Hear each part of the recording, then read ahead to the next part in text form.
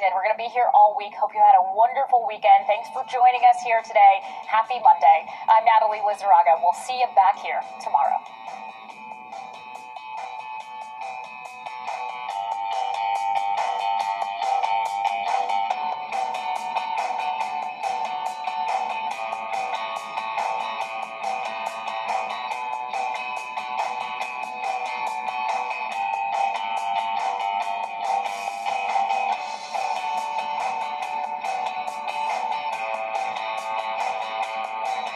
For the doers, the change makers, the moms, and dads, for all those seeking a better future, Walden University has been advancing remote learning for more than 50 years.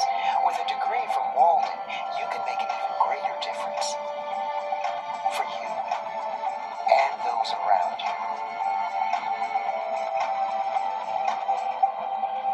Walden University. This is Sandra. She gets her financial advice from her mother.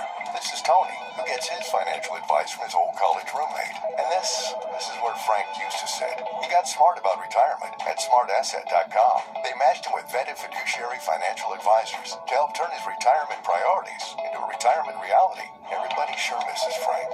Someone get that! smartasset.com. Take our free quiz and be matched with up to 3 vetted financial advisors. Get smart about retirement.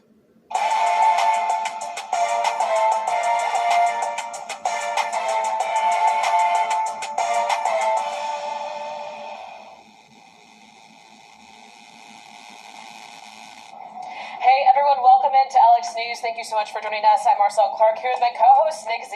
Yeah, we have 2 major international stories that we're following today. One has a direct impact on us here in the United States. That, of course, being the Chinese spy balloon, which was hovering over the country for a good chunk of last week before eventually being shot down. Now, we already had a strained relationship with Beijing, and this could have made things a lot more complicated. We'll get to that in just a few minutes. Well, the other big international story for you, massive earthquakes in Turkey, known to have killed more than 3,700 people in Turkey and Syria at last count, and destroying thousands of buildings. Right now, Turkey has declared a state of emergency, and the U.S. has already offered to help. We also know Israel has even put its conflict with Syria aside, offering aid to the country. Yeah, guys, so let's check out a few maps that we have for you so you can see just how close these 2 quakes were to one another. The quakes were both centered in the southern part of Turkey. There they are right there. The first had a magnitude of 7.8. That was felt up to 600 miles away. Just 9 hours later, a second one struck at 7.5 magnitude. That was an aftershock. That was about 60 miles north of the first one.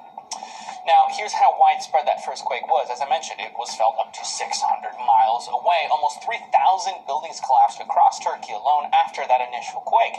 The second quake was along the same fault line. You can see this one doesn't quite extend as far into the country of Syria, but there is still quite a bit of overlap in these 2 areas. Yeah, and there are fears, rightfully so, the death toll will continue to rise as rescue crews dig through that rubble. After all, the first earthquake was Turkey's largest disaster since 1939. And we want to give you all the sights and sounds of the tragedy through LX storyteller Broadway.